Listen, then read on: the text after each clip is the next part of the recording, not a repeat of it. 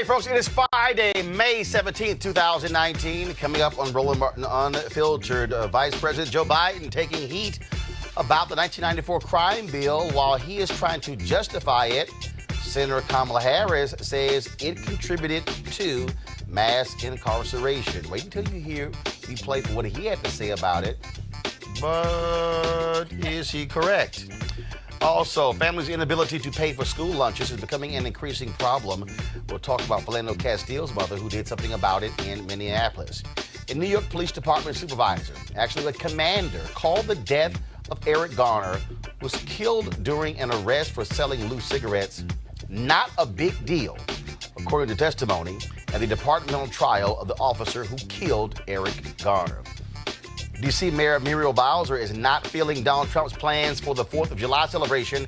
The nation's capital, Trump wants to change the whole plans, and he's literally focused on all the minor details. Dude, don't you have bigger things to worry about than the pomp and circumstance of a 4th of July parade and fireworks show that they can do without you and have done without you?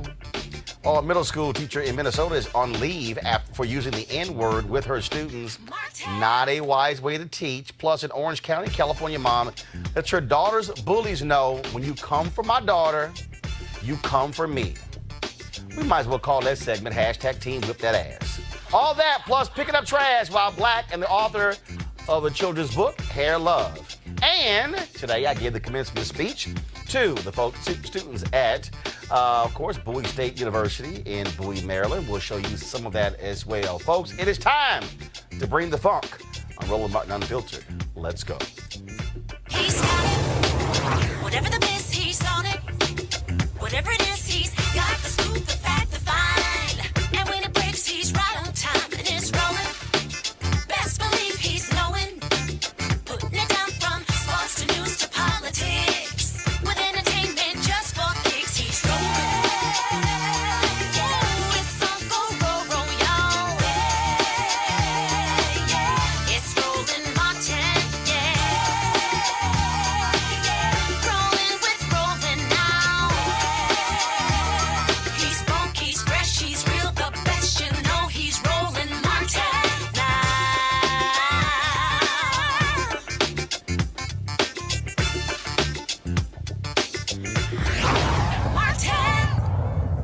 2016, Hillary Clinton got nailed big time by African-American social activists because of her super predators comment, which was in defense of the 1994 crime bill. All the people kept criticizing her and her husband, President Bill Clinton, who signed that into law. Yet during the campaign, I kept trying to tell people, why is it that y'all are ignoring the very guy who wrote the crime bill, Obama's then Vice President Joe Biden? It never came up, frankly, when Obama picked him to be his vice president. But now Joe Biden is running for president, and it is now getting some renewed attention. Well, one of the issues is that Joe Biden is also defending the 1994 crime bill. Now he's also taking some heat. So first off, we're going to show you this video do we have the video, folks, of Joe Biden actually defending the crime bill? All right, so we don't have that video. I'm going to try to find it on my iPad, but it really was a trip to hear Joe Biden. It was at an event where they were outside, and he was asked about it.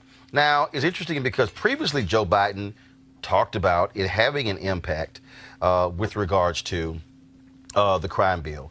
But then all of a sudden now he backtracked. Well, now he's out saying, hey, it had no issue. It did not have an impact on mass incarceration at all. And again, he knows this is going to be an issue. So therefore, he is now defending it. And so I'm trying to find that video while we are here. And so here is the video. I think I found it. I believe I found it, of Joe Biden speaking there. This is a short clip. I'm going to play a longer clip, but here's a short one. Nationally beat the NRA. Because when we did the crime bill, everybody talks about the bad things. Let me tell you about the good thing in the crime bill. It's the one that had the assault weapons ban, a limited number of bullets in a clip. It made sure that cop killer bullets, Teflon bullets weren't available any longer. It opened up the whole effort to make sure there's background checks for the first time in American history. Look, the Second Amendment exists, But it doesn't say you can own any kind of weapon you want. It doesn't say everybody's entitled to one. I'm the only guy ever nationally beat the NRA. All right, folks, introduce our panel. Joining us right now is Johanna LeBlanc, National Security and Foreign Affairs legal analyst. Also joining us is, of course, White House correspondent, Talk Media News Network, John Christopher Bua, and Barbara Arnwine, president, founder of the Transformative Justice Coalition.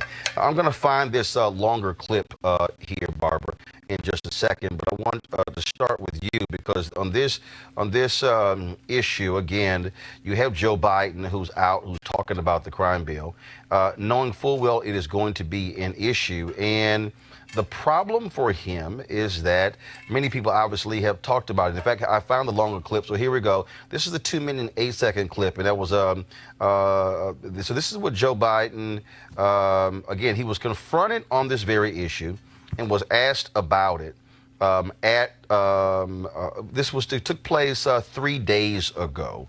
And so here we go right here. You're going to really repair a lot of the black and brown communities that have been ravaged by the war on drugs and mass incarceration. Specific policies that you're outlining for that. That's a good essay question and a good question. Folks, let's get something straight.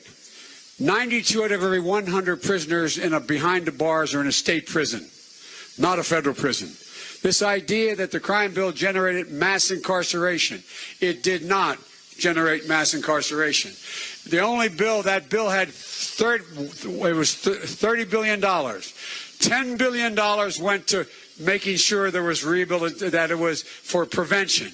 That's what it was about. Secondly, the court, I made sure there was a setup in that law that said there were no more mandatories except 2 that I had to accept. One was that President Clinton wanted 3 strikes and you're out. It was part of this entire bill that included the Violence Against Women Act, included the gun control efforts, as well as included, anyway, I won't go, it's just raining. But here's the deal. What happened is the mass incarceration occurred by the states setting mandatory sentences. What happened was, if you go back and look, the Black Caucus supported the bill. The reason why the Black Caucus supported the bill is because we made sure, I had a study done by my staff, and we found out, I remember, Judge, you and I talking about this. The fact of the matter is that the vast majority of people for a first-time offense, if they were black, they went to jail 3 times as long as of a white. For example, it used to be 0 to 13 years for robbery. We went into every major of the 10 circuit court districts. What were the sentences given to people who, if you're a white guy and you committed robbery the first time, you got, if memory serves me, between 1 and 3 years. If you're African American, got between 7 and 9 years. So we set up the same crime, same time for the same crime. Barbara, your thoughts on, again, Joe Biden offering a vigorous defense of the 94 crime bill? It's indefensible. The 1994 crime bill unquestionably helped to contribute to mass incarceration. Any position that doesn't acknowledge that is dishonest. And in fact, Bill Clinton admitted that in 2016 that at the NAACP that it contributed to mass incarceration. I was there when he did that, and it was very profound when he did that, because one thing that Joe Biden has a problem with, we saw this with the Anita Hill issue, and we're now seeing this again with the crime bill. And that is being honest and saying, I really messed up, and not having to be drugged after considerable heat and fire to saying the truth. And what bothers me about this one is that as president, he will have authority over more policy. I do think that if he can't be honest about the harm he's caused, then he cannot think that some of us will give him our votes. John, here's the thing. This is one of those things, when the Anita Hill story came back up, when he went on The View, I came on this show and I said, Joe Biden, what the hell were you doing? What you should have said is, I own this. Right. I was the chair. I could have shut anything down. I didn't accept responsibility. The following couple of days later, he actually did that. Politicians don't want to admit where they're wrong. This is a bill that Senator Bernie Sanders voted for. but he also criticized it. He said he did not want to vote for it, but because it had issues dealing with violence against women and other measures in it, that's why he voted for it, which is why they put all those things together. But this is one of those deals where if you're Joe Biden, dude, you're not going to win on this one. This is one where you just simply say, here were the things that was good about it. But yes, do the same thing Bill Clinton did, because Bill Clinton learned the lesson. He sparred with a protester. He went back and forth. Hillary Clinton did. Yes. It's one of those things where in politics, guess what? You cut bait, and you go ahead and leave. If he tries to stand on this, it's going to be a problem for him with young African-American voters. No way. The question is, what the hell should he do? He should look in the mirror, and he should say, maybe what you feel is the right thing is not being perceived as the right thing. Because I don't believe that Joe Biden is anyway a bad person. I believe he really believes that he is not anything but a friend to the African American community. I think that's the problem. He doesn't think that he's done anything wrong. But here's the deal, Johanna. This is not about who's a friend and who isn't. Right. This Well, is it about because he wants to get elected. No. It's about accountability. What this about Right. is. But if you don't believe it, But here's what it's about. Congress, the death of Lynn Bias, created these new laws dealing with crack cocaine, dealing with drugs, and Capitol Hill. Folks were just shocked and stunned at the #1 draft pick from the University of Maryland, drafted by the Boston Celtics, dies of a drug overdose, and they rushed into it. They did not talk to the experts to think about what were going to be the repercussions. Here you have an opportunity to say, we now see the result of passing bills and then what it led to. You can own up to a mistake.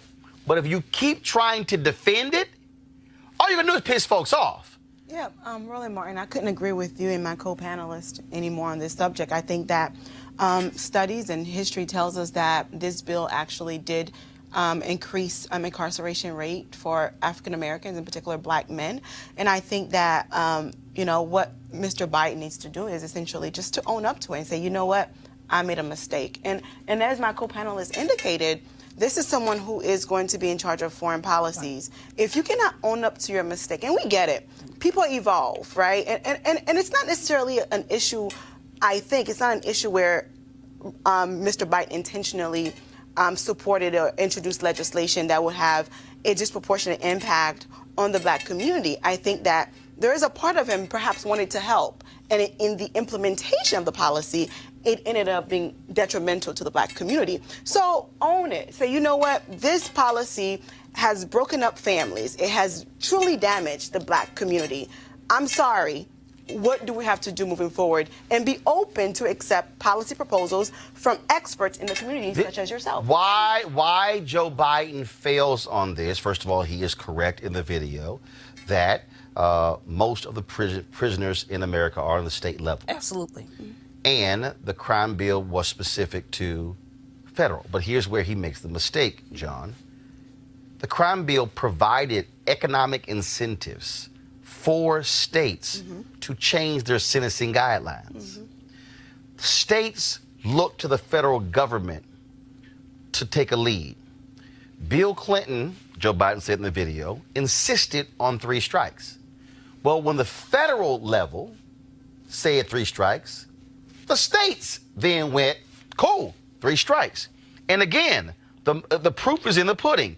In the actual budget, and again, a fact check was done on it.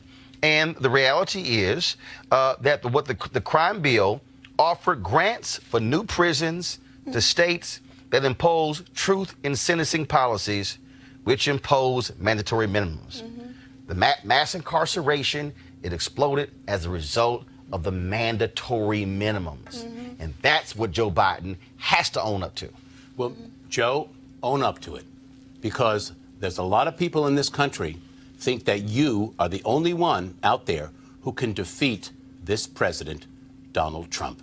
So get with it. Support your soul and your heart but understand that you have caused some pain and some real consternation within lots of communities in this country. Get with it, Joe. And Barbara, and why he has to do that is because Trump is going to sit here, and even though he's going to sit here and tout, oh, I passed criminal justice reform, I signed the First Step Act, I corrected your problem.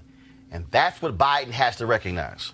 Yes, and the reality is that his platform better be loaded with repair, because the injury is not over. It's not as if somehow this was something that happened and it's over. We are still dealing with an age of mass incarceration. United States, 25% of all the world's incarcerated, 5% of the world's population. There's no excuse for this. $80 billion annually of federal money for federal prisons. I mean, all of this is just insane. What he has to do is to come out and recognize that the injury he caused is still ongoing, and he has to recognize and take responsibility for coming up with programs and policies that are going to reverse that. And there's video, Barbara, there's video of Joe Biden from '94 talking about putting money in the bill to help states where state prisoners serve at least 85% of their time. Dude, that's mass incarceration. Right. That was forcing people to serve 85% of their time, as opposed to a judge saying, you know what, this person should only serve 20 or 30%. Joe, that's mass incarceration. So stop this game of saying that see, here's the game. This is the game. And in fact, I'm gonna play it again for y'all, because I need you to understand. And I keep telling y'all again how these games happen. Joe Biden wants to play the word game. This is what Joe Biden said. Listen, and then I'm gonna deconstruct. Hi, my name's Catherine. So I'm gonna bring up the bad part of the crime bill that you sort of referenced. So I'm curious how you're going to really repair a lot of the Black and brown communities that have been ravaged by the war on drugs and mass incarceration, specific policies that you're outlining for that. That's a good essay question and a good question. Folks, let's get something straight. 92 out of every 100 prisoners behind the bars are in a state prison, not a federal prison. This idea that the crime bill generated mass incarceration, it did not generate mass incarceration. He says, didn't generate mass incarceration. Now, the prison population in America exploded beginning in 1970. So, it is correct that the 1994 crime bill did not create mass incarceration. It was Richard Nixon's, his tough on crime policies, also on the state level, coming out of the civil rights movement. Strikes you out. Don't miss that. Beginning in 1970. So you go forward in this 24-year period. Then you get to the 1994 crime bill. The 94 crime bill exacerbates what was already happening. And so again, this is a huge thing for Joe Biden. He wants to he doesn't want to trash it. All he has to do is to say the intentions that we had were this. You were saying this earlier. We did not realize it was going to cause this. Yes. Joe Biden can't get around that 85%. And not only he can't get around that. And not only if you were, hold on, if you were a state and the federal government says, we've got several $1 billion to help you pay for prisons. That's right. If you change your state laws to ensure that they serve 85% of their time, the state is going to say, wait a minute, if I can pick up me a $300 million grant from the federal government to help build this prison, damn right. Change those laws. Y'all go to jail. You got to serve 85% of your time. And what did that do? That put people who were non-violent offenders in prison serving 85% because they were modeled on the federal level. That is what contributed to it. Bill Clinton's 3 strikes, California did that. Absolutely. Filled the prisons up. Then what happened? Prison overcrowding. They had to start releasing people. Why? Because of 3 strikes. Still dealing with it. And again, and 3 strikes was not even 3 murder strikes, 3 rape strikes, 3 armed robbery strikes. It literally was, if I had 2 strikes and I got arrested for stealing a piece of pound cake, that was my 3rd strike. Right. Biden has to stop and understand that that's a problem. And let me tell you something right now. He's going to get crushed in that first debate if he tries to do that. Final comments on that. Johanna first, and then John, and then Barbara. And not only admitting the fact that, this policy has had detrimental impact on the black community, not only that, but also Hold on. providing Latinos, white folks too. Absolutely. Let's be real clear. Absolutely.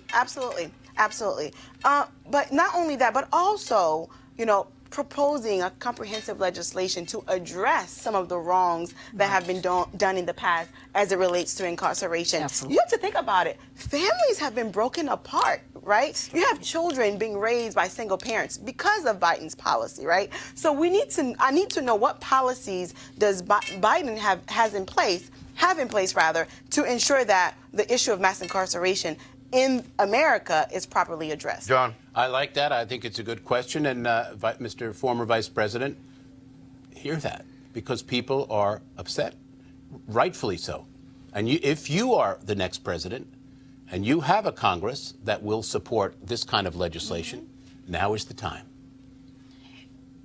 This problem of the crime bill is ongoing.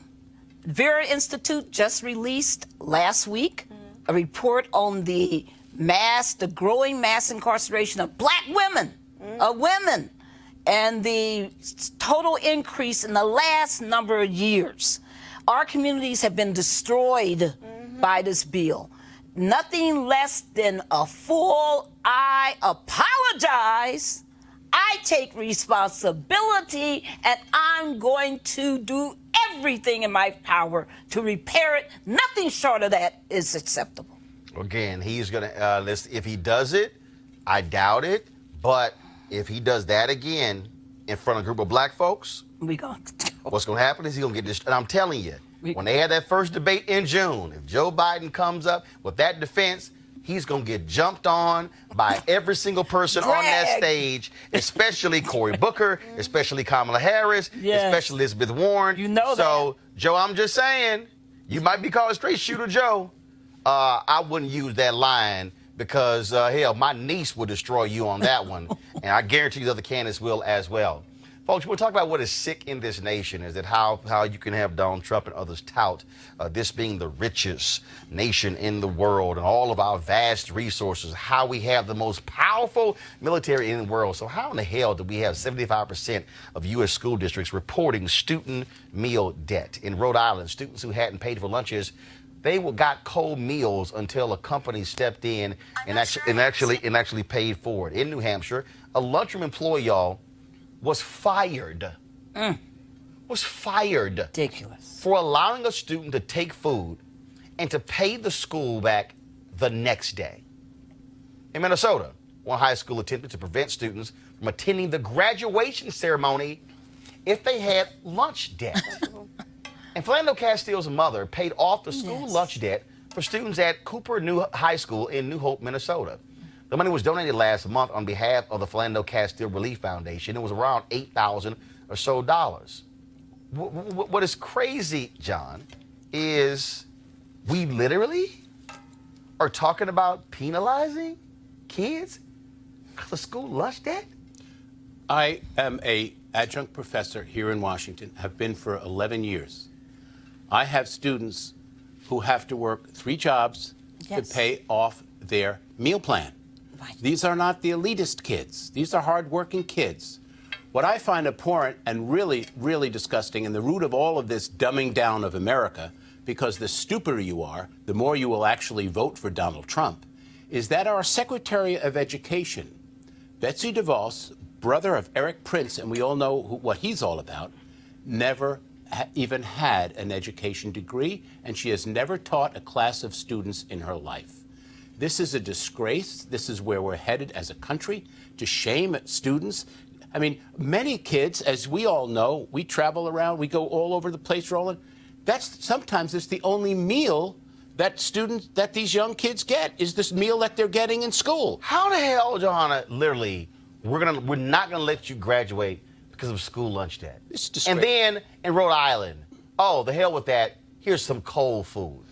Oh, my goodness. You know, You can't think without food in your belly. How callous is that? When I read that story, it literally broke my heart because as someone who came from very humbling beginnings, I had to rely on food stamps to get through, you know, undergrad and such, and high school.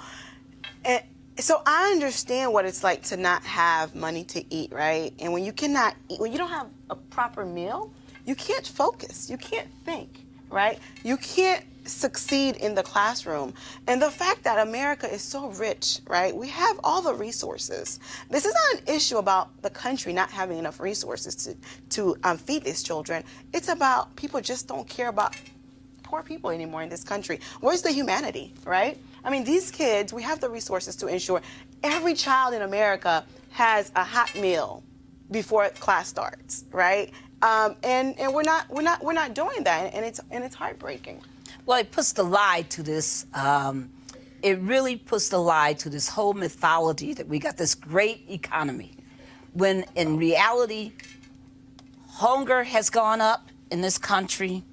In reality, poverty has gone up in this country.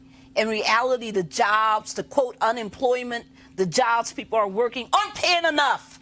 Mm-hmm. That's why parents can't pay for their children to eat at school, because we're not giving them the quality jobs that pay them the kind of money that they can have the ability to feed their own families. Yeah. This is the tragedy of America. And when we, I just think that we got to really be very clear that this vulture capitalism economy that we live in right now is just siphoning off everybody's ability to succeed. So it's very, very, very important that we come up with other measures to, instead of punishing children, punishing the children, that we come up with other measures that allow people to eat, be fed, and to be able to go to school. Now, let me tell you, Roland, I was one of those kids, too, who had to hide out in the library during lunchtime because I didn't have the money to buy lunch. And I'm very, very lucky that I got through all of that. But it's wrong. It's wrong, and a lot of people don't. Again, also, this is also a country that actually pays farmers not to grow food. Right, isn't that something? Right, that makes no sense whatsoever. All right, folks, let's go to New York, of course, where Danielle Pantaleo, the officer who killed Eric Garner, is facing a New York Police Department hearing. Here's what is stunning. A New York Police Department commander called the death of Eric Garner not a big deal, according to testimony at the trial of Pantaleo, who's the one who applied the deadly chokehold. Now, after Pantaleo choked Garner from behind and before three other officers tackled him, Sergeant Danon Samanov told Lieutenant Christopher Brandon in a text message that Garner, quote, was most likely DOA. He has no pulse. That's according to evidence presented on Thursday. The Staten Island Advance and New York Times both reported, and that's when Lieutenant Brandon responded, not a big deal. We were effecting a lawful arrest. When the text messages were read out loud, the courtroom audience was stunned. First of all, I'm not stunned at all, Barbara, because the reality is there's a callous disregard for life. Officers also know that they're not going to get in trouble. They know that they're not going to be disciplined. Eric Garner was murdered 4 years ago, and it is now that Pantaleo is facing this hearing. He's not facing murder charges. He's not facing a trial. He literally is facing a hearing as to whether or not he should keep his job. It is a disciplinary hearing of the NYPD. And the only person who was punished was the gentleman who took the video. Who went to prison. Who took the video of the killing of Eric Garner. To Glenn Carr and all the family members, I am so sorry that you're having to go through this, because this is just wrong. The bottom line is that Black Lives Matter. Say her name when you talk about the black women who have been killed by police. The bottom line is that when we read no big deal, that's why we say Black Lives Matters. That's why we have to, fight for accountability by the police. Pantaleo needs to go. He needs to be in jail. He doesn't even. This just is beyond me that we are at this point. And this lieutenant, he needs to be disciplined, because anybody who's in a command position who has that kind of devaluation of Black lives has no business being on the street, has no business being in command. John. I'm going to sound like Bill Clinton. I feel the pain. I grew up in New York City. I grew up a mile away from Donald Trump in Queens, okay? I know him as a young man. He was a fraud then, and he's a fraud now. There is no one who is in the White House at the moment, and very few in Congress, who are going to take your cause and say, let's make it happen. Right. You and I, all of us, we need to have these kinds of discussions with everybody. Yes. Because when you put a chokehold on a young man and he says, I can't breathe, you stop, okay? But that's a moral question. And we are not, this country, I tweeted out before some unbelievable thing that Trump put up, and I wrote, Lincoln wept. JFK wept. Ike wept. MLK wept. Robert Kennedy wept. Okay? This is what we're talking about. You know, the shortest verse in the Bible is Jesus wept.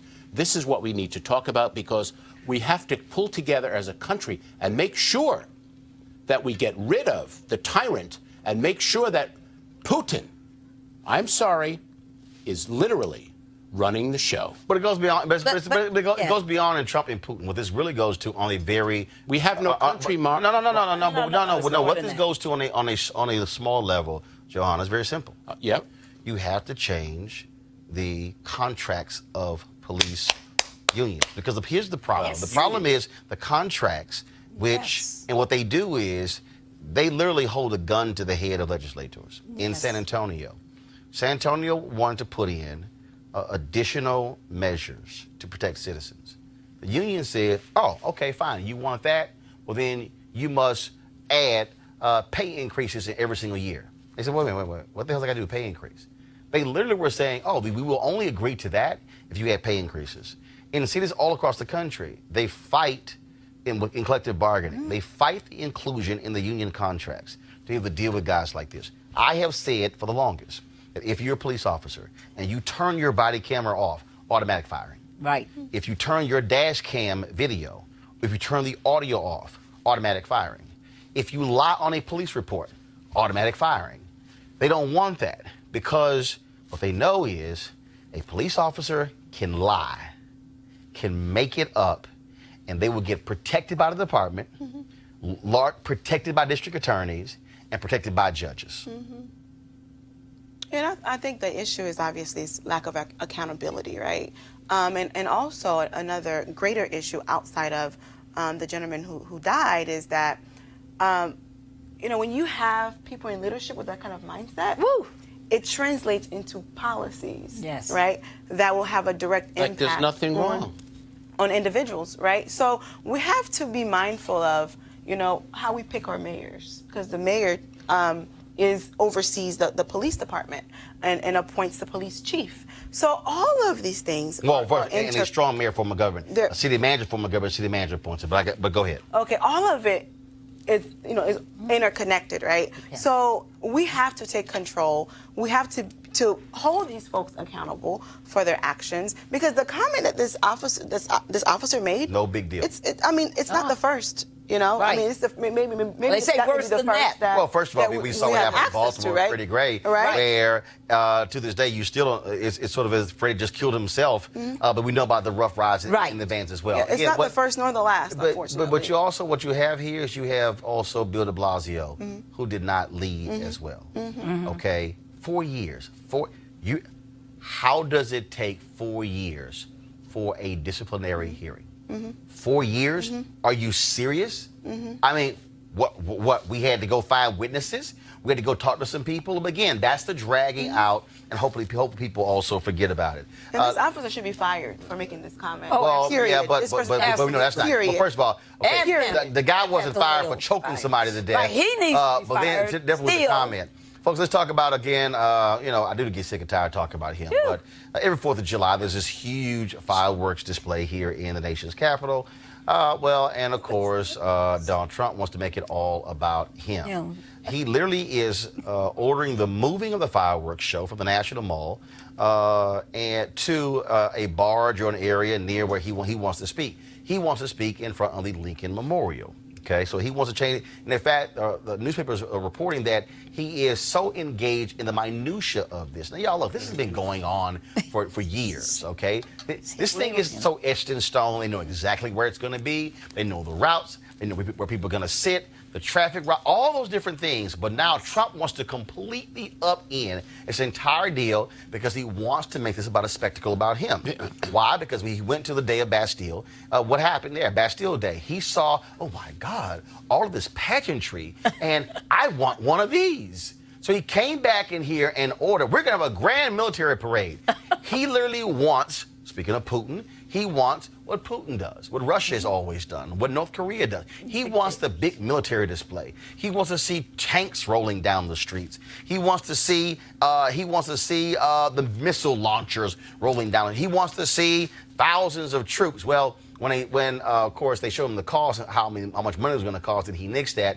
But now he's trying to flip the big 4th of July celebration into his own little patriotic party. Well, Washington, D.C. Mayor Muriel Bowser is not too happy. This is what she said to the Washington Post, quote, "The president can speak at any event that he wants to speak at, and my great hope would be that he recognizes that the event is a unifying event that celebrates the birthday of our nation." The problem with this, John, is this ain't about you. It's not about you. And they have a system. It is in place. Literally, they can walk in there and do this here. Okay, that's the plan. We've used it for the last 15 years. No, he now wants to change everything. And normally what happens is, for this celebration, because presidents care about the public, presidents don't attend it. Because they know when the president attends something, it totally changes security. No, he doesn't give a damn about the hundreds of thousands who come into D.C. to watch the fireworks show. No, he wants a big old party where Donald Trump is the man standing in front of Lincoln Memorial. And frankly, I think if he does that, Abe is going to get off that damn chair and give him a swift kick in his ass. Your thoughts on Mr. I want a big party for myself? Well, as you said, if the president is included in this 4th of July festivity, there will be heightened security, which would, in essence, take away from the joy and all the fun that citizens usually. No. It changes everything. It changes traffic patterns. Absolutely. Absolutely. Everybody has to get now checked. Absolutely. It changes bags. Absolutely. People come in with their food and their drink, and they sit with their. It changes everything, and he is so arrogant that he can't even go, you know what? I don't want to inconvenience the American public. I'm going to keep my butt at the White House and watch it from the balcony. Yeah, so it'll change it for the American public and other people who are interested in the 4th of July celebration. So I think that the president should definitely reconsider his position and think about the American people to see whether or not this will really impact their ability to really enjoy 4th of July. John, the narcissist, is all about him. It's not Red Square. This is not Nuremberg rallies, Mr. President. You are not the dictator. Soon you will find out how much you are not the dictator. And you know, Muriel Bowser, you stopped him from the last time he got these highfalutin concepts when you realized that tanks going down Pennsylvania Avenue was something you're going to have to repair as the chief executive. It's going to destroy the streets. The streets were not built to carry tanks. You want to do that? Go to Pyongyang or go to Red Square in Moscow. Well, you know, and maybe you will. Maybe Putin will invite you over. You could stay for a few years. He is a fascist, narcissist. He thinks he is a megalomaniac. He thinks he's a demagogue. He thinks he's Mussolini. He thinks he's Right. More like Mussolini than Hitler. Right. The way he struts and pushes. He's Mussolini. This is a Mussolini move, everybody. You know what happened to Mussolini, though? Right. Okay, enough said. He's a straight up fascist, and it's ridiculous that we have a cowardly Senate, because Congress ought to be checking him. Muriel Bowser, thank you, but that's really Congress needs to be reining this guy in. That's where the impeachment comes in, and Yes. we'll see if enough Yes. information is given up in the next couple of weeks. Mnuchin decided he would thwart that giving up the taxes today. There's the fight over the Mueller report. Roland, you know, one after the other after the other. Yes. The fact is, people are calling for the impeachment. Why? Well, you're not going to win the House again, or the Senate wouldn't approve it. The fact is, that is the only way, Doctor, that the information will get out. And I believe live, TV, televised impeachment hearings work. They work. Look what happened to Nixon. Well, he had to resign. They're imperative. Yeah, but again, the bottom line is They're he imperative. wants a big ass party and he shouldn't get it. All right, for some. I'm not going. I'm going to. Well, I don't go anyway because I read Frederick Douglass. It's What would the ridiculous. slave have to think about the 4th of July on that particular day? Hey. So I celebrate Juneteenth. All right, y'all, gonna go to a break. We'll be back on Roland Martin Unfiltered in just a moment. You want to check out Roland Martin Unfiltered? YouTube.com/Roland S. Martin. Subscribe to our YouTube channel. There's only one daily digital show out here that keeps it black and keep it real. It's Roland Martin Unfiltered. See that name right there? Roland Martin Unfiltered. Like, share, and subscribe to our YouTube channel. That's YouTube.com/Roland S. Martin. And don't forget to turn on your notifications so when we go live, you'll know it. All right, fam, I invited you to come out swinging and join me for a day of golf at the University for Parents Golf Tournament on Saturday, June 22nd in Southwest Atlanta's Wolf Creek Golf Course. It's a golf tournament with a purpose, a fundraiser for the University for Parents, a program designed to empower parent learners through education, inspiration, and support. It's all a part of Susan Taylor's National Cares Mentoring Movement. And when you empower the parents, you empower the children as well. Location of the tournament is 3000 Union Road, and the shotgun start time is 9 a.m. To register, go to www.u4parents.org, letter U for parents.org. For more information, be sure to call 770-316-3487, 770-316-3487. I certainly hope to see you there. All right, folks, it's time for another edition for Crazy Ass White People. No charcoal grills are allowed. I'm white. I got you, Carl. Illegally selling water without a permit On my property. You don't live here. I'm uncomfortable. All right, y'all. A Minnesota teacher has been placed on leave after a video showing her using a racial slur while speaking to middle school students went viral. St. Paul Public School Superintendent Joe Gothard promised in a statement to take aggressive action after video was posted online of teacher Wendy Brulowski using the N-word at Highland Park Middle School. The video we found has censored her use of the word. Check it out. In the room, and they just pick on them. Well, because they're black, and they're the only doing any work. I know. I'm sorry. No. That's what you've been saying. That's it. She's repeating what you're saying. But I'm sorry. I'm sorry. I don't feel sorry for Wendy. Y'all know Wendy gonna lose her job, and I keep telling y'all. He needs to. But I keep telling people, Never every time one of these crazy white folks do something, black people should line up for that job. We Yes. will end black unemployment quickly if that happens. Now let's go to, this is not a crazy ass white person. This is a straight up real sister. One thing you don't do is play with black mamas when it comes to their kids. Unfortunately, students at Nagale Hills Middle School in Orange County, California did just that. When Kristen Tinsley found out that her daughter was being bullied and sexually harassed by classmates. Let's just say her mama decided to roll to the school and she can be a charter member of #Teen Whip That Ass. That's one of my daughter. She's a girl. Y'all are boys, okay?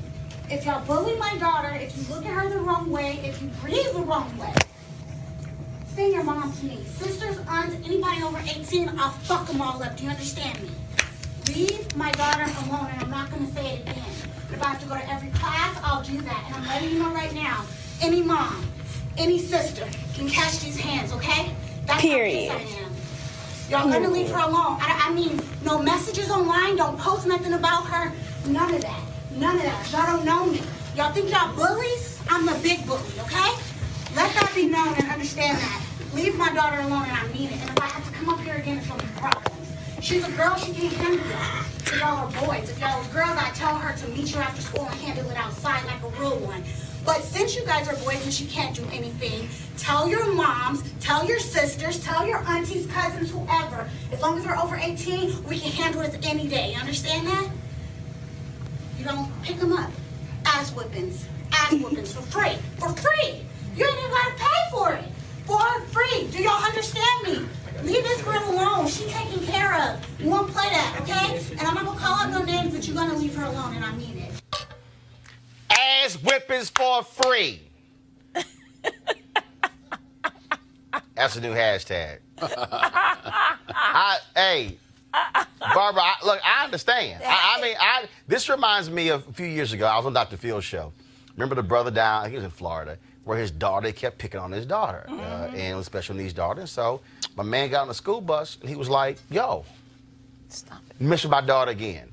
I'm kicking all y'all. He went off. And they tried to charge him. And so I was on Dr. Phil with him. And I said, yo, Doc, I'm with the daddy. The daddy was like, you mess with my daughter, you mess with me. I'm with, Mom said, y'all gonna catch these hands. I'm with Mom. I'm with her.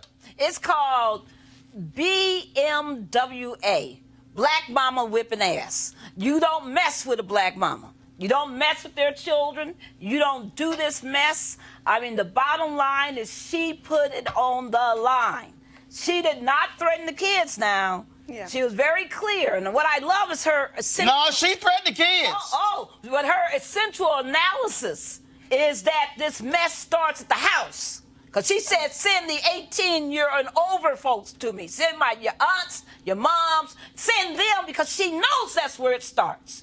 She knows that they're coming from households where people are talking the N-word, where they're making fun of black folks, where they're denigrating our lives, and she was right to put it where it belongs. John, this is where you walk in, and this is where you take matters in your own hand, and you send a message to the kids. In fact, if that's my kid, I'm saying point them out. Point them out. I'm telling you right now, if it's my kid, I'm going to say point them out. And then I'm going to sit there after school, and I'm waiting with their little ass when their parents roll up. And I'm rolling up on parents. I'm like, you know what? The punk-ass son is a bully.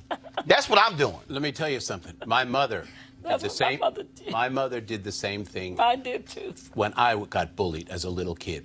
And if my brother wasn't around, who was 8 years older than me, who would stand there in the schoolyard and scare them all to death, my mother would go in. Not only would she go into the kids, she'd go into the teacher. And she said, you're picking on my son. He's coming home and crying. You're calling him names. She said, I will take care of you. You know what? Black mamas and white mamas unite for their children, because this is the most crucial thing you have. This is what you give to the world, and this is what you want to make sure the world respects.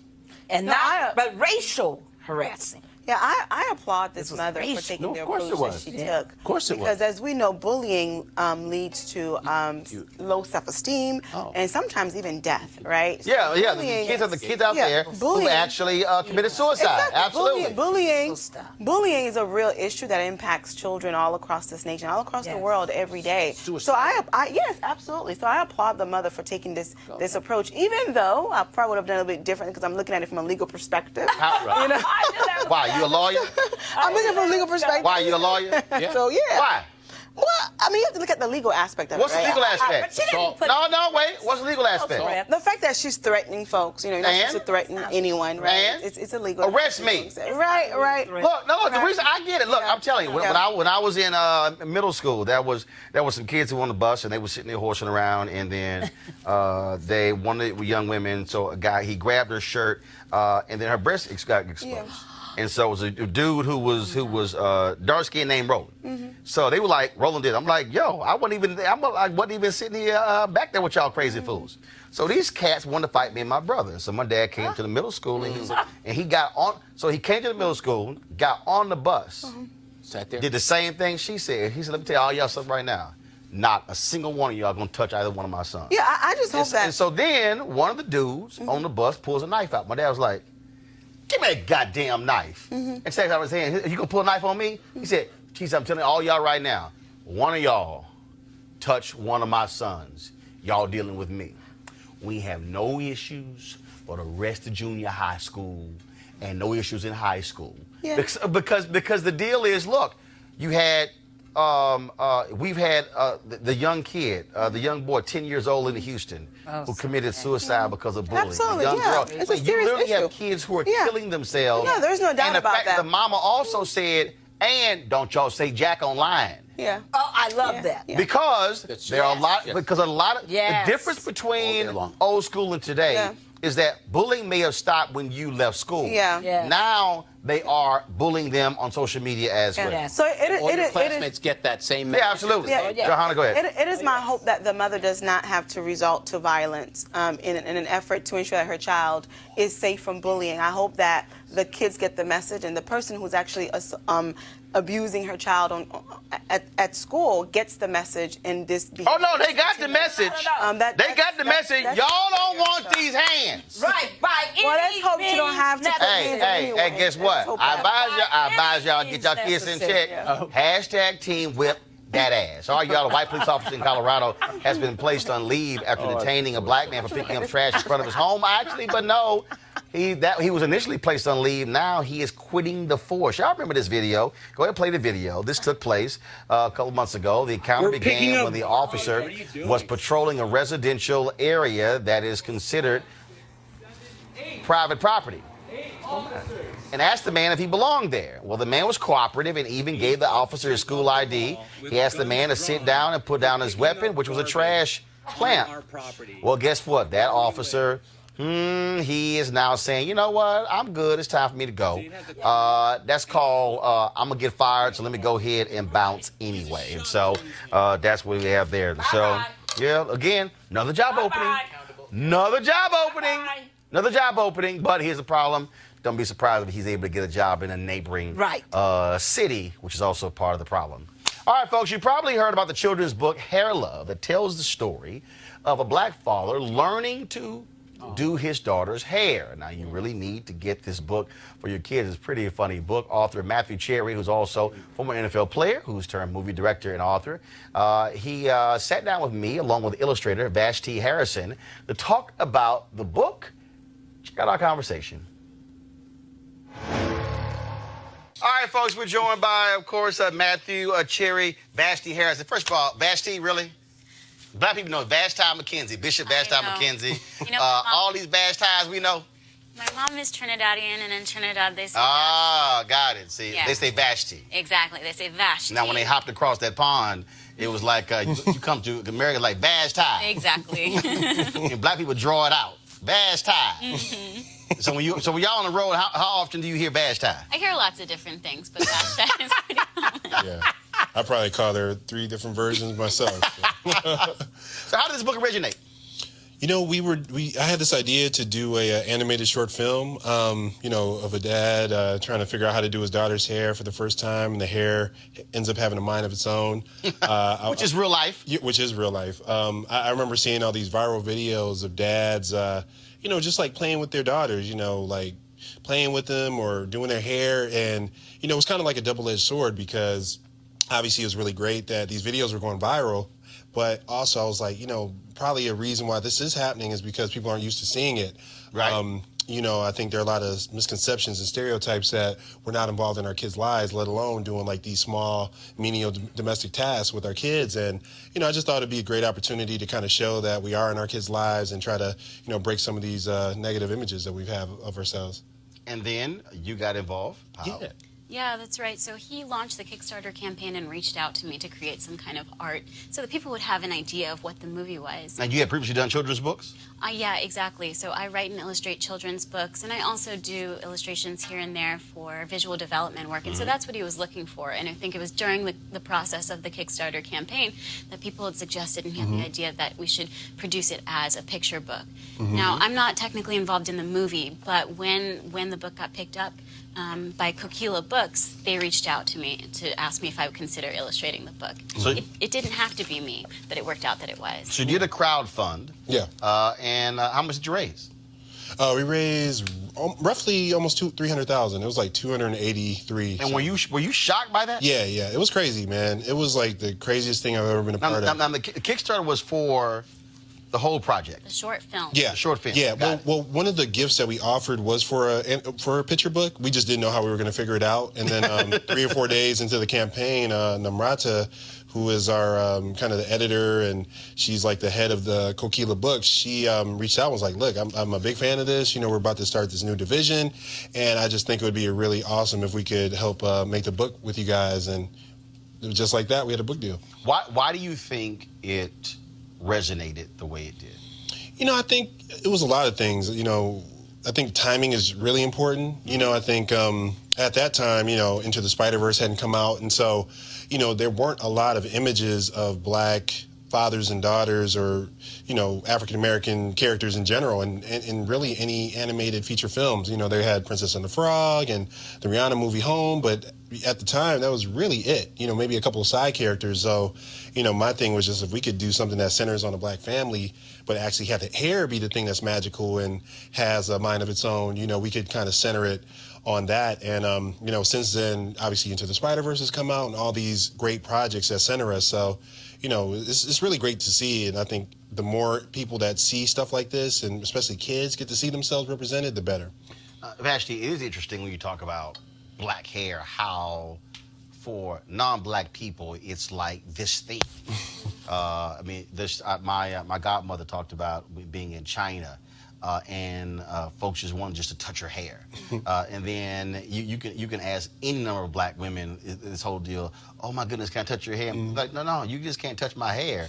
You think about the Chris Rock documentary. Right. Was Good Hair? I think it's Good Hair. Yeah. You think about all of these conversations. Even just what just recently passed in California, where where the bill is going through to outlaw discrimination when it comes to hair, and it is something that is certainly different and unique to folks of African descent. Yeah, you know, I illustrate for a living. I draw pictures. I don't have the biggest platform, but I feel like with what I do, I can help normalize these things, normalize and create beauty and, you know, infuse a little bit of magic into the everyday life. So, you know, I make books for kids and I want to encourage them to know that there's nothing wrong with the hair that comes out of your head. You can wear it however you like, and sometimes it can be magical. Because there are going to be influences from outside that are going to, you know, challenge everything that we do, but you know, if we can help them feel better about themselves from the ground up when they're that little, I think, you know, that's just one way to start. But I also think it's accepting what is normal. Right. I think back to a number of years ago, Earl Graves, of course, founder of Black Enterprise, caused this huge stir when he made it clear. He said, you want to intern with Black Enterprise, you can't have dreads. His whole deal was, this is the standard in corporate America. This is in terms, so to understand that standard, look, when it comes to dress, when it comes to suits and ties and look, and so we're going to train you for that.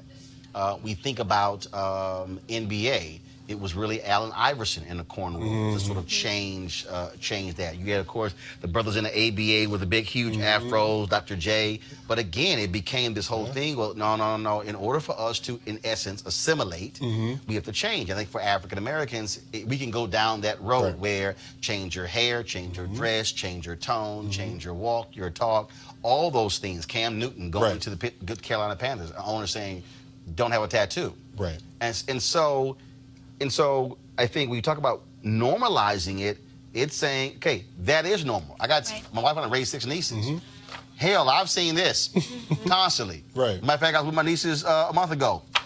They look just like this. I mean, so it's normal, And now what is normal for us now is going out into the world, and that has to be accepted as well, that you can wear your hair natural if you're a television anchor. Yes. You can wear your hat if you're an athlete as well. Yeah, I mean, remember Ricky Williams when he was like one of the first NFL players to wear dreadlocks, and people were talking about him, acting like he was Jamaican and all this other stuff. And now if you turn on Didn't NFL help game, you love weed the right. amount he did. I mean, let's just be real, real honest. True. But if you look at an NFL game now you see 20, 30 players on the field will have locks at a certain time. So, sometimes it just takes that one or two people to, really just make this, not really a stand, but just be yourself. And change the image. Yeah, and you change the image. We tried to do that a little bit with the father character, Steven, in that he's a young man who I see the tattoos. has the physique of maybe a basketball player. He could be, any kind of athlete, but we're just saying this is a dad. Or just a brother with muscles. This is a dad that loves his daughter. And why can't a dad look like that? Yeah. Well, first of all, the only reason I say a brother with muscles is because it absolutely drives me crazy. Anybody who follows me on social media knows this. It drives me crazy when I'm traveling and I have my Texas A&M gear on. Or if I'm wearing Houston Astros, Houston Rockets, or Houston Texans. And the first assumption is I play ball. Right. Then the second assumption is, was our coach. Right. And they go through all this sort of stuff. It's kind of like, okay, when are you going to get to the graduate part? Right. When you going to get around to, maybe I just simply went to school there. Right. So I'm a huge advocate of trying to get white folks to understand, stop this perception that if you see somebody black who you think is muscular or could play ball, don't assume that. Right. And say, wait a minute, because if you see a white guy, you don't automatically think, oh, he's a baller. Right. And again, those perceptions come in. And I think a lot of people really, as somebody, look, I've been in media since I was 14, who really don't understand the power of images. This is actually, what you're doing with movies, that's actually America's greatest export. Right. What we send around the world. Right. Well, and that's the thing, images are so powerful, and imagine growing up and never seeing yourself represented. You look at magazines, you look at TV shows, you look at movies, and you see people with lighter skin. You see people with this straight blonde hair, and you don't see yourself represented. You come back home and you look in the mirror, and that can make you feel less confident about yourself. And so all we're trying to do is just simply say, look, we see you, we think this is a very specific niche, but also it's universal in that, these are things that parents do for their kids when they love them. If there's something that they don't know how to do and the kid asks them how to do it, you're going to try to figure it out. You're going to go online and look up some videos. You're going to call a friend and try to figure it out. So that's really what the book is about, just showing what parents do for their kids when they don't know what to do and they're trying to figure it out. Have you had to deal with folks who will reject your view of reality? I've never encountered that. I wrote a book called Little Leaders, Bold Women in Black History, so it's just a book filled with the stories of black women. And I've had a few people ask me, well, why would you make a book that is only about black women? And it's not, a disacknowledgement of anything else in history. It's just saying, I want to see these stories placed all together. So I find that first people... of all, if anybody actually understands history, they'll realize who is actually being left out. Exactly. I mean, exactly. Again, I think if you ask the average person to name civil rights leaders, even historical civil rights leaders, they will go... You'll hear that maybe they'll mention Mary McLeod Bethune. Maybe they'll mention Dorothy Height. You can forget Septima Clark. Maybe they'll mention Fan Lou Hamer. Not Constance Baker Motley, not Ella Baker or Diane Nash, any of those names, because, frankly, it's largely been black men. Left out of the mainstream, exactly. But so I've found that, there are a few questions here and there, but mostly people are just excited. I think we're not trying to replace any part of the story. We're just adding more to the tapestry. So in the children's, section of the bookstore, I'm just messing with you. In the children's part of the bookstore, there's, I saw a great book today about a white father and his daughter. And it's a beautiful, lovely story. And our book could sit right next to that. It's just another reflection of a different reality. So I find that people are very just supportive of it. And maybe it's because we're making children's content and it's just there to be good and helpful for the world. But it's a nicer place to be, and I'm happy to do it. Well, I think what it also does, first of all, I think I think you are playing it down some. It's actually way bigger than that. Because what is happening now is, and let's just cut to the chase, America doesn't understand anything unless money is attached.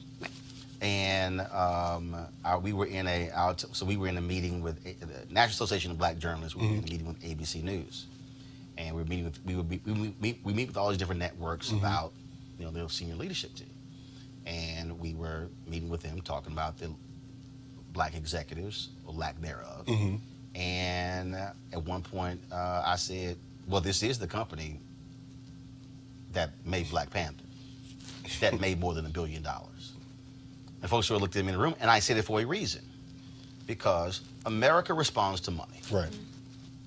And what is happening now is you now have a generation of black folks who will readily say, I'm rejecting that. In fact, I grew up seeing the children's book and the white father and the white mother. No. Y'all got to put some other stuff up here. And it is forcing bookstores, it is forcing publishers, it's forcing networks, it's forcing them to understand that America is indeed changing. And that if you do not better reflect this changing America, another company will, and you're going to lose out. Yeah, I mean, and that's the great thing about the company that we're with, Kokila Books. Namrata, she is just really focused. It's a division of Penguin Random House, and it just focuses specifically on, POC authors and people telling their stories. So our book came out on Tuesday. There was another book that came out called My Poppy Has a Motorcycle that speaks to, the Mexican-American experience. And, there's a book coming out later about the Filipino-American experience. And so, these are all just like really these underserved communities, and it's such a niche. And we're just so excited to be a part of this family and to be the first book that comes out under that division. How much is the book? Where's that? How much is it? How much is it? I believe at $16.99 in stores and like $10.99 if you get it on Kindle. Yeah, they looking like, I don't know. No, I mean, I just buy the book. I just looked at I think it's different in different stores. Yeah. So we're not sure. But. Okay. Yeah. All right, again, folks, the book is called Hair Love. Yes. Matthew Cherry, illustrated by Vashti Harrison. Check it out and get it today. Sweet. We appreciate it. Thanks a lot. Thank you Thanks so for having much. us. All right, fam, shout out to First Baptist Church of Glen Arden. They recently calm down, Barbara. That's my church. Okay, all right. You tithe? All right. Oh, her ass got real. Y'all saw how quiet she got? No, I hit her with, do you tithe? Yeah. Okay, you do? Yes, of course I do. Okay, let me text. I'm a church member. Yeah. Let me text Pastor Jenkins. Dude. Oh no. Let me text. He knows me. Yes. Let me He text. knows me. Let me text Pastor Jenkins, who is the senior pastor. Right. We find out if you actually tithe or you give offerings. No. Anyway, y'all. The First Baptist Church of Glen Arden in Upper Marlboro, Maryland, they gave out 4 cars, and so this one woman, Marilyn Lacey, boy, she was happy. It's beautiful. Beautiful. Where in the hell's the video? What, really, Jackie? Let me explain something. No, let me explain something to y'all. We sat in the office before the show, 3 hours before the show, and Jackie was begging me to include this in the show, like begging me to include this in the show. And she was like, it's a 4-minute. I said, we are not going to play the whole 4-minute video. We're going to play 45 seconds, okay? Oh, they were all excited. We'll play 45 seconds. Now, I actually do the story. I actually go ahead and do the story and the damn video not even ready. I literally had to stretch longer than what the video is. Now, what I don't understand is how it was in the show. And in fact, we normally end at 7. It's 7:08. And so you now talking about extra time, and the video wasn't ready. So where's the video? It ain't there. It's too bad. It's beautiful. Well, roll it! Marilyn Lacey.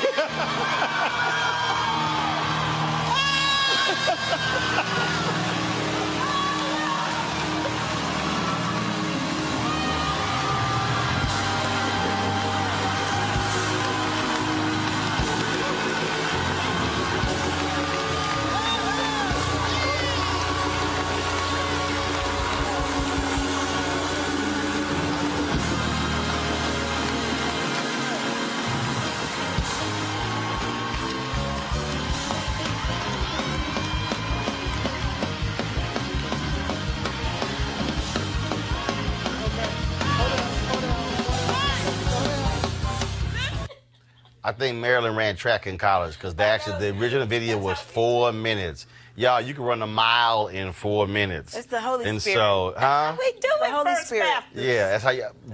Barbara, you know doggone well you ain't never ran around the church. Barbara, stop it. Barbara, stop. Barbara, just stop. That's what we do it. Barbara, don't be trying to say that's what we do. No, that's what she do. Don't be trying to say that's what You're we not do. the only Barbara, you know you ain't ran around church. Y'all can't stand black people do that. I done run up Don't y'all can't stand black people do that. Somebody else does something, but that's what we do. No, that's what she do. That ain't what you do. Anyway. Up and down some steps. Yeah, okay, all right. Yeah, okay, all right, yeah. Stop it, it's the Yeah, Holy Spirit. we gonna check your iWatch to see how many rings you got. All right, final comment. Anything this week what we want to talk about? We'll start with John. Pray for our country. All right, that was quick. All right, Barbara. Definitely read the Vera Institute report on women in incarceration in jails. LeBlanc, what you got?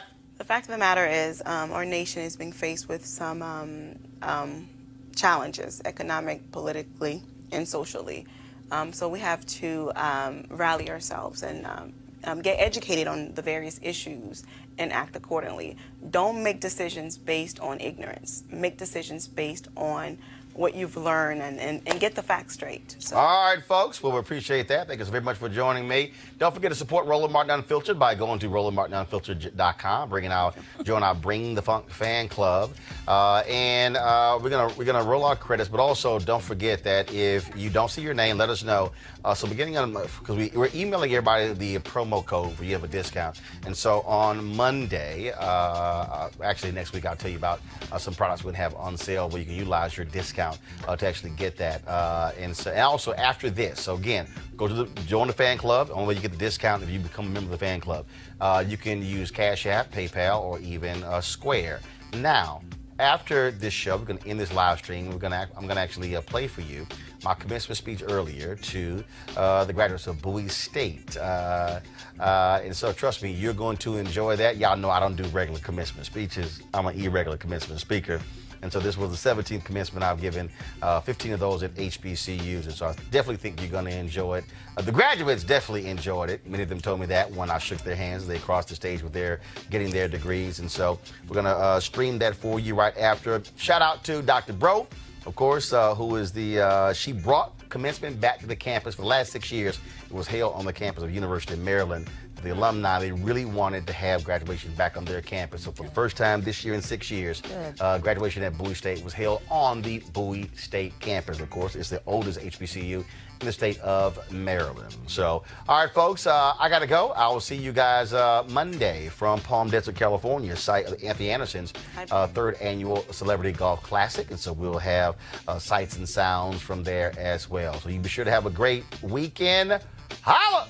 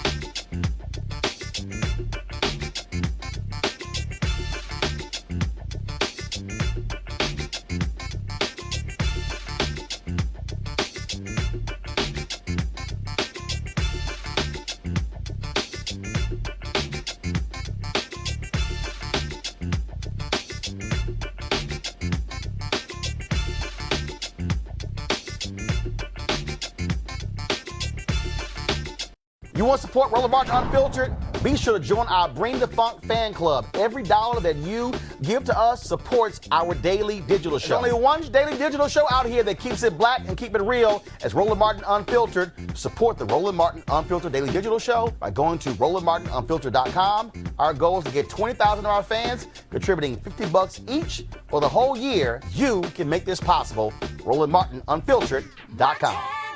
You want to check out Roland Martin Unfiltered? YouTube.com/Roland S. Martin. And subscribe to our YouTube channel. There's only one daily digital show out here that keeps it black and keep it real. It's Roland Martin Unfiltered. See that name right there? Roland Martin Unfiltered. Like, share, and subscribe to our YouTube channel. That's YouTube.com/Roland S. Martin. And don't forget to turn on your notifications so when we go live, you'll know it.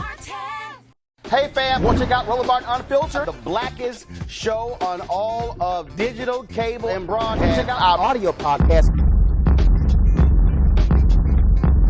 There's only one daily digital show out here that keeps it black and keep it real. It's Roland Martin Unfiltered. Press play.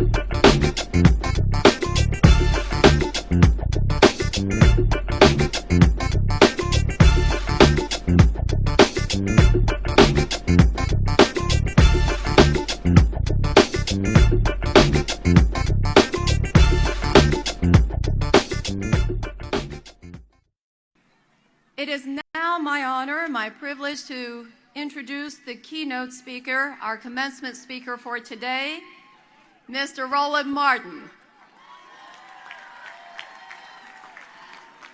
I think some of you already got to know him on the way in, as he was greeting our graduates as they were processing into the stadium. I think we're in for a real treat today. Ladies and gentlemen, we are very privileged today to be able to hear from Mr. Roland Martin, host and managing editor of #Roland Martin Unfiltered, acclaimed journalists, influencers from multiple U.S. presidents to the top athletes and entertainers in Hollywood. He is currently the host and managing editor of the #Roland Martin Unfiltered. I'm here, Doc. The first daily online show in history focused on news and analysis of politics, entertainment and sports, and culture from an explicitly African-American perspective. Since 2008, he has been a senior analyst for the Tom Joyner Morning Show, where his daily segment is heard on more than 100 stations, reaching 8 million people daily. Mr. Martin spent 6 years as a CNN contributor, appearing on numerous shows, earning accolades near and far for his no-holds-barred honesty, conviction, and perspective on various issues. In 2009, CNN awarded the Peabody Award for its outstanding 2008 election coverage, of which Mr. Martin was a member of the best political team on television. He is the author of 3 books, including the first, President Barack Obama's Road to the White House, as originally reported by Roland S. Martin. And he has contributed to several other books. He is a 4-time NAACP Image Award winner, including being named Best Host for the last 2 years. He has been named 4 times by Ebony magazine as one of the 150 most influential African Americans and has been named several times to the Root 100, its annual list of influential African Americans. When Jet magazine readers voted in 2012 for Who is King of the Hill, in terms of who they turned to on issues of African American concerns, Mr. Martin came out on top. He has always been named the country's #1 black pundit by News1.com and one of the top 50 political pundits by the Daily Telegraph in the United Kingdom.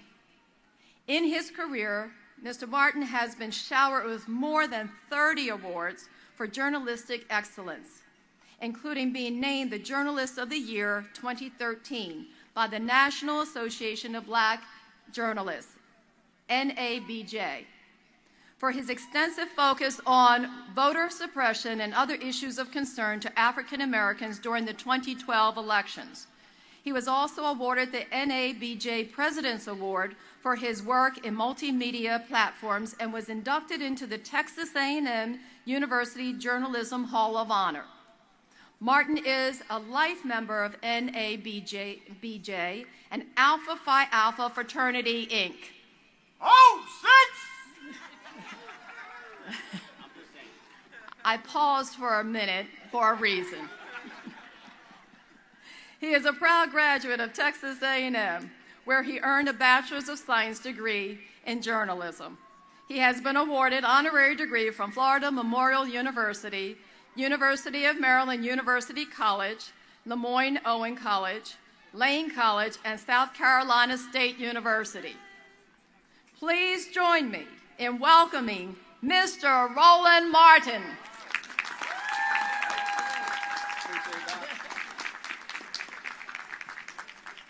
All right, how we doing? We good?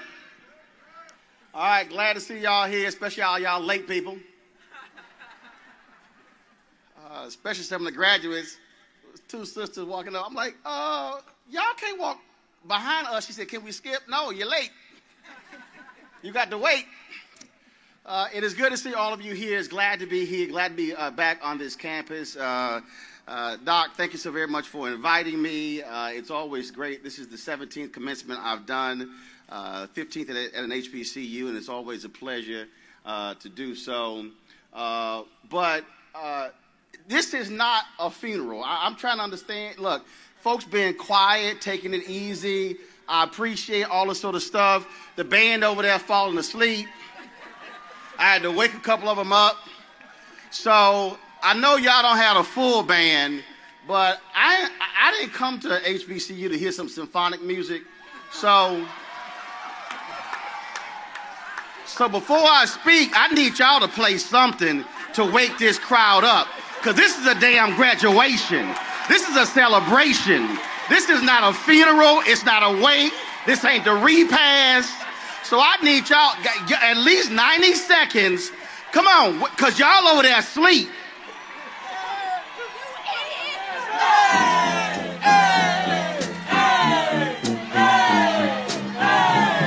Hey, y'all graduated. Y'all can go ahead and turn it out. Oh, not a band to wait.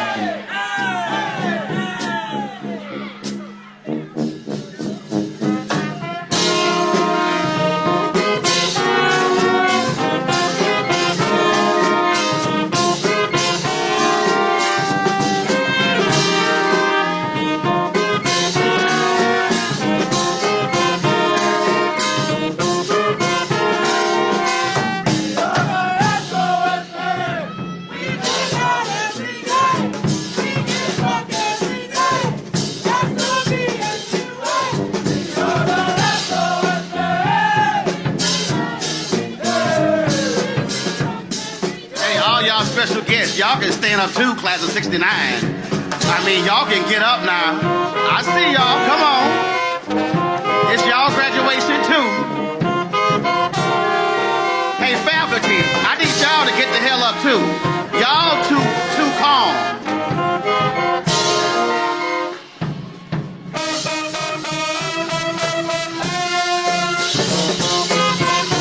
All y'all family, y'all paid to get here. Y'all need to be standing up too.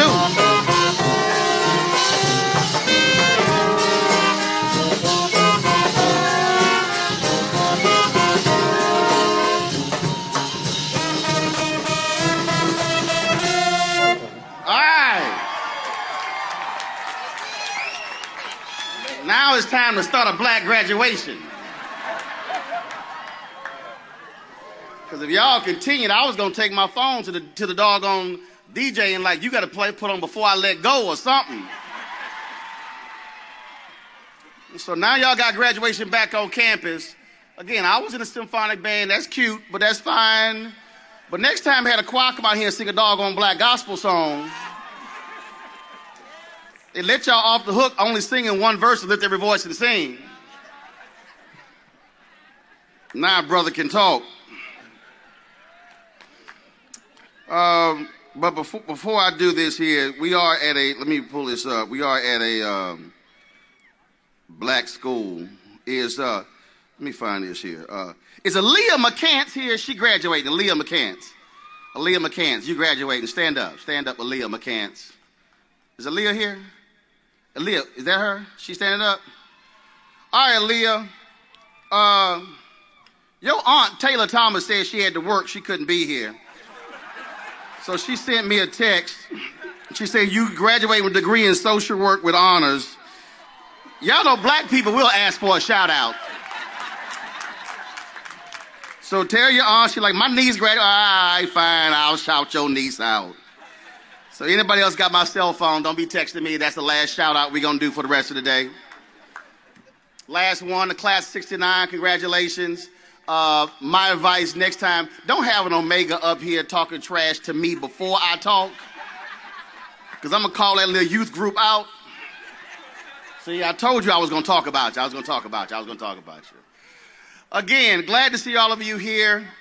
It is a great day. This tassel's getting on my nerves, so we're going to just stop that right now. Can you keep up? You trying to figure out, I don't know how we invited this crazy black man. He lost his mind. I don't know what he doing. He need to go ahead and hurry with this doggone speech so we can hand his degrees out. You keeping up. All right, just checking. All right, let's get this thing started. Anytime you are speaking in front of this many black people, you have to tag your text. Now, the person next to you has no idea what tag your text means. That must mean they're one of these new generation Negroes who don't go to church. So hit them on the elbow and say, tag your text means, this is the title of what he's about to talk about. So just in case a lot of y'all forget this day, and trust me, I have no idea who spoke at my graduation. I don't know who the person was, what they said. But I can guarantee you, y'all ain't going to forget me. Title of this is called, It's Your Time Now. So turn to the person to your left and say, it's your time now. All right, turn to your right, the other right. All right, turn to the person behind you and say, and point to him, it's your time now. Now I want you to talk to yourself, say it, me, it's your time now. A few weeks ago, I called Bernard Shaw, who is the anchor emeritus for CNN. And I wanted to get Bernard Shaw's permission to post a video or some remarks that he made in 2007 when he received the Lifetime Achievement Award from the National Association of Black Journalists. And I wanted him to do that because I'm on the board of directors for the third time of the National Association of Black Journalists, and we called out CNN for having no black executive producers, no black vice presidents, no black senior vice presidents, no black executive vice presidents, no black direct reports to their CEO, Jeff Zucker. And he had made some remarks where he checked white men by saying, your time is almost up, when he accepted his speech. And when I called him, Bernard said, Roland, every generation of black people, every generation has had to fight for what was right and to create change. It's your time now. If you think about all the folks who made this day possible, if you think about the folks who created this institution, the folks who have come through here, it was all done for this day. It was all done for May 17, 2019, the 65th anniversary of Brown versus Board of Education. It was all done to ensure that when you look at this class of African Americans, but also you have folks of Middle Eastern descent, folks here who are white, Latino, who are Asian, it was all about ensuring that you had a shot at a future that they did not have. In fact, there are some people who are in the stands today who are here to celebrate you, who wish there was a day when they could have sat on a field in a cap and gown and be able to move the tassel, but because of circumstances and finances, they were unable to do so. But they said, but one thing is clear, you will walk across that stage, you will get that degree, no matter what it costs. And I say that because there are a whole lot of us who somehow think that we got here all by ourselves, when in reality, there were folks who we don't even know, who go back multiple generations, who were doing what was necessary to ensure this day would be possible. Which means that every single one of us, no matter what our background is, no matter where we're from, we owe it to the next generation and the following generation and the following generation to ensure that 30 and 40, 50 years from now, you are able to come back and celebrate your 50th graduation, and the institution is still here, still thriving, still educating, which means you cannot walk off this campus today for the last time and say Bowie State, because you owe this university, you owe this state something more than just lip service. The next time folks here should not see you at homecoming celebrating football but not cutting a check to pay for academics.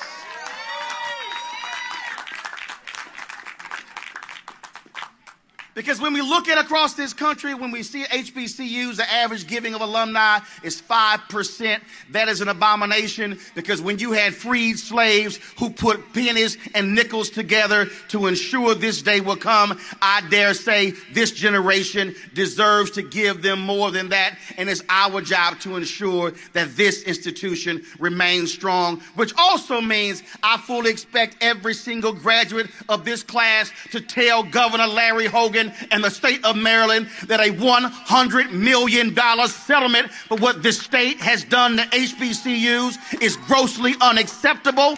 It is wrong, and what they owe HBCUs in this state, far more than that. And I say not 100 million, but I say at least 1 billion for what has been done. And this school should not be spending precious resources on lawyers fighting for equity and funding. It is wrong, and it's time for Maryland, a blue state, to do right by its HBCUs.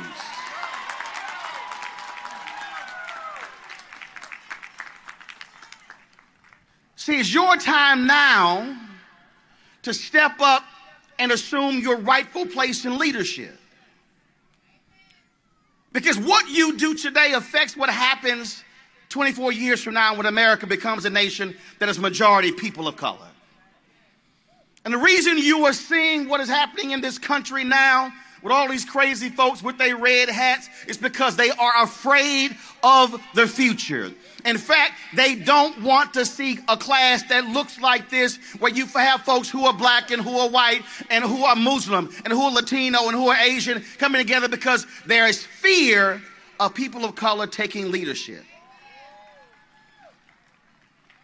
24 years from now, you will be in your mid-40s, and you will be in corporations, you will be in academia, and you will be in all these positions, and you will be the ones who will be in charge. And it's important for you to understand that you have been positioned at the right time in history for this moment. You are graduating in 2019, the year of return. It was 400 years ago when 20-odd Africans arrived in Virginia in 1619. And over this period, what we saw was 243 years of slavery. We saw the battle for the 13th and 14th and 15th Amendment, the Reconstruction Amendments. We saw, of course, the Great Compromise of 1877, which then ushered in Jim Crow, 92 years of slavery without shackles. The reality is, when you look at Emmett Till being killed August 28th, the almost called Montgomery bus boycott beginning December 1st, 1955, you begin to see what took place over the course of 13 years where Jim Crow was brought to his knees. It was because there were young people, there were HBCU students who left college campuses, who were willing to put their lives on the line to ensure that was freedom for their children's children. Many of them never saw the day. Many of them went to jails in Mississippi and Alabama. Some of them were beaten to a pulp. There was one story of one sister who was thrown into a prison with men, and she was savagely beaten, and when they took her out, her face was swollen, she was bleeding, and the only thing she could utter was one word: freedom. That generation understood that it was their time. That generation understood that their mothers and fathers and grandfathers had done all they can, and they understood that they could not stand pat and allow America to be the same country it was then. They understood that they had to step up and not make it about themselves. This is not about a new pair of Louboutins. It's not about what car you drive, a house you have. It's about whether or not you create a different world for your children's children. So what what you do from this day forward. It's about lineage. It's about history. You can change your bloodlines based upon what you're about to do walking across this stage with that degree, which means that your children's children will think back and reflect, thank God I had a grandmother and a grandfather who had the audacity to think big and was willing to fight for what's right.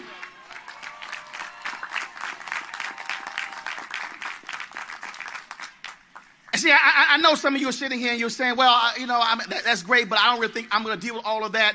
I can show you a whole line of people who thought that they were not going to have to be fighting battles in 2019 that folks were fighting in 1969 and fighting in 1959. But the reality is you can't show me the history of black folks in America where fight did not precede anything that we had to do. It was Frederick Douglass who said, power concedes nothing without a demand, never has and never will, which means that we came out the womb fighting. We're going to be fighting while we're here, and we're going to be fighting when we go to our graves, because that is our story. And see, I ain't got a problem with that, because see, some folk don't want to fight some people.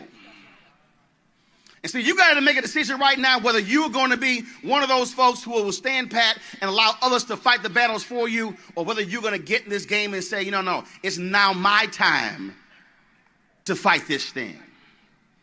And I know there's somebody saying right now, well, yeah, but Roland, but everybody in the graduating class, they not black. But see, if you go to Montgomery and you go down the highway, there's a memorial to Viola Liuzzo, white woman from Michigan who left Michigan to help register black folks in Selma. When they had the Selma to Montgomery march, and then when it was over, she was driving back to Selma from Montgomery. 3 Klansmen drove up beside her in the truck, fired a shotgun, blew her head off, and they thought they killed the brother who was sitting next to her. And I had a chance to meet him, and I was in Selma this year, who lived to tell the story. That was a white woman in Michigan who did not have to go to Selma to register a single black person, but she said, if we want to make this nation a more perfect union, I cannot be a comfortable white woman in Michigan. I got to be able to put something in the game. You look at HBCUs all across this state and all across this country, you are seeing an increasing number of students who are Muslim coming from other countries being educated at Bowie State and Morgan State and Texas Southern University. And when you see a nation that attacks individuals because of their faith, knowing full well that the folks in this nation who have done more harm in the past decade have been white, male, domestic terrorists who call themselves Christian, you cannot stand silently by, because that was a time when they denigrated black folks and called us terrorists. So don't you dare allow somebody to label all Muslims terrorists. You must be willing to stand up and fight for the very folks who are also willing to fight for you. It is your time now.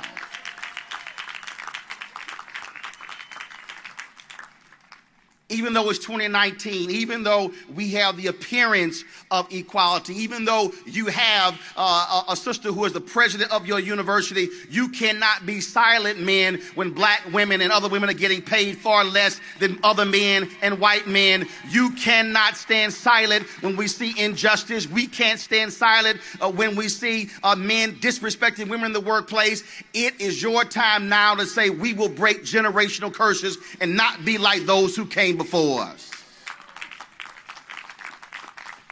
The challenge for every generation is to say, how are we going to be a difference maker when it comes to the next generation and the next generation, to ensure there is going to be change, which means you must accept the mantle of responsibility to be a change agent. See, I understood it wasn't going to be popular when I chose to go after folks in media who refused to hire black folks in management. But I said I was not going to wait till I was 70 and 80 and accept the Lifetime Achievement Award or write it in a book to talk about what I went through. I said, no, when we are in the middle of the battle, I'm going to call some folks out. You know what? I understand. There are some people in media, and they made it clear, no, we're not going to put him on our network because, see, he's one of those. And yeah, you're right. I'm one of those. Because, see, I called out CNN while I was working there. I call them out when I'm not working there because I cannot stand silently by as somebody who went to a school of communications when I was in high school, chose to do this at the age of 14, knowing full well that if I don't use the power of my voice today at the age of 50, then that I'm going to make it easy for somebody coming behind me who to be an executive producer or a VP or an EP or a CEO, because the day of white men running America is over. It is your time now to use your power and your voice to change this country for the better. The only way we've been able to change anything in America is when we have been able to look folks in the eye and say, we are willing to stand up to you, to fight. And then if you think we're going to run away, no, we're going to go take a break, take a rest, and come back and get on this front line. And I know some of y'all are saying, but I got to focus, really on my job. I got to focus because I got this degree. Well, you know what? The mother of Carolyn Hunter said the exact same thing in 1970. Carolyn Hunter was a 26-year-old sister, graduated, chemistry degree. She went to work for Polaroid. And while working for Polaroid, there was a guy named Ken Williams who walked into the lobby of Polaroid one day, and he saw these things called passbooks in the lobby. And he looked at it and he said, wait a minute, we're selling those things in South Africa. As he began to investigate, if you were black South African, you had to walk around with your papers. And it was a passbook that Polaroid created. Ken Williams began to say, well, no, I can't work at a company that is supporting the apartheid regime in South Africa. And then Ken began to protest, and Carolyn Hunter, who worked there, she then began joining him, and the Polaroid Revolutionary Workers was created. I see some of y'all looking at me right now saying, I ain't never heard of Ken Williams or Carolyn Hunter or the Polaroid Revolutionary Workers, but you have heard of the divestment movement that took place in apartheid.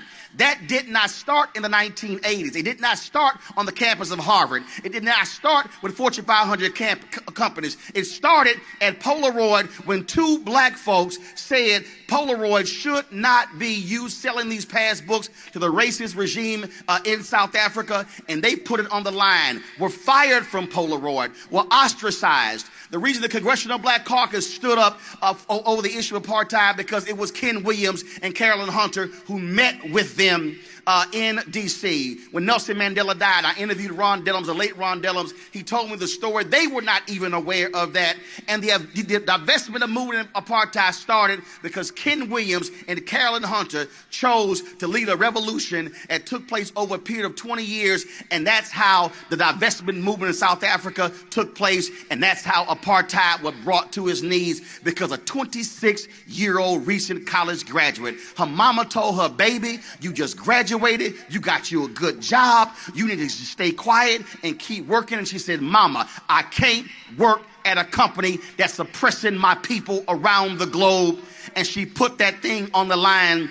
And the reason I even heard about the story was when I was on Martha's Vineyard, had a book signing, and I was actually staying at somebody's house there. And then it was a few months later, I'm in New York at 2 o'clock in the morning watching a documentary, and I'm looking at it going, is that the black woman's house I was staying at on Martha's Vineyard? Text her daughter, and she says, yes, that is my mama, because I knew her as Carolyn Williams, but she was Carolyn Hunter, because what I didn't realize, she later married Ken Williams and became Carolyn Williams, but it was a 26-year-old sister who put it on the line. It was Dr. King, who was 26 years old when they began the Montgomery Improvement Association and the boycotts. When you talk about John Lewis and Marion Barry, when you talk about all of those individuals, when you talk about Diane Nash, when you talk about the folks who put on the line, they were 18, 19, 20, 21, 22, 25. They could have easily graduated. They could have easily sat still, could have easily gotten them some nice, good jobs and focused on making some money. But they said, no, we have to do something to change America. And I say to the class of 2019, you must accept the same challenge and decide what is going to be your fight in 2019. Who are you going to challenge? Who are you going to confront? who are you going to say enough is enough? And I say you must be willing to fight and put it on the line, because it will not be easy.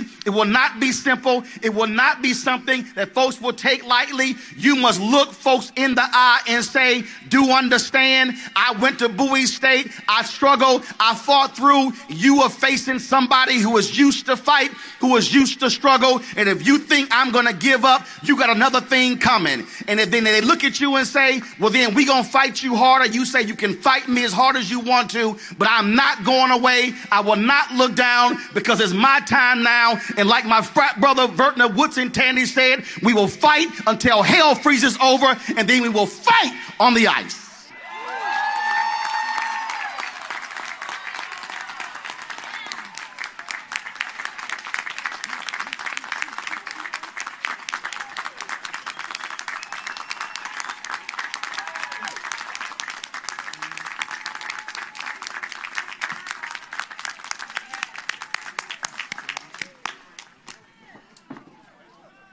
Wow.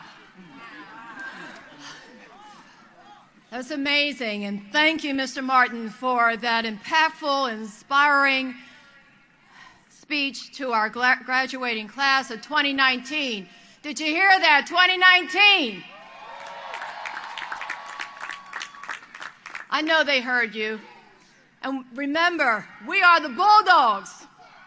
And Bulldogs, they know how to get it done. And they heard you loud and clear. Thank you for that charge. Thank you for those inspiring remarks. You have your message, graduating class. Take it with you on your journey ahead.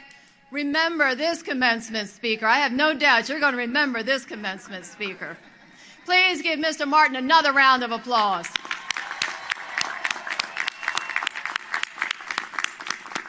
On behalf of Bowie State University, we have a small token of our appreciation for our commencement speaker, Mr. Roland Martin, for being here today, for inspiring the 2019 graduating class. Mr. Martin, if you would please join me at the podium. From our 2019 graduating class and all of Bowie State University, we bestow upon you this plaque in memory of this day. Please keep coming back.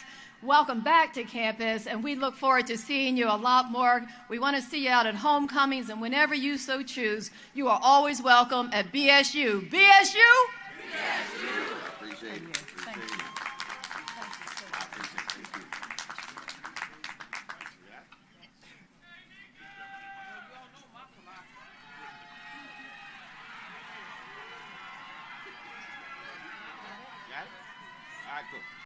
You want to support Roland Martin Unfiltered? Be sure to join our Bring the Funk fan club. Every dollar that you give to us supports our daily digital show. There's only one daily digital show out here that keeps it black and keep it real as Roland Martin Unfiltered. Support the Roland Martin Unfiltered daily digital show by going to RolandMartinUnfiltered.com. Our goal is to get 20,000 of our fans contributing $50 each for the whole year. You can make this possible. RolandMartinUnfiltered.com.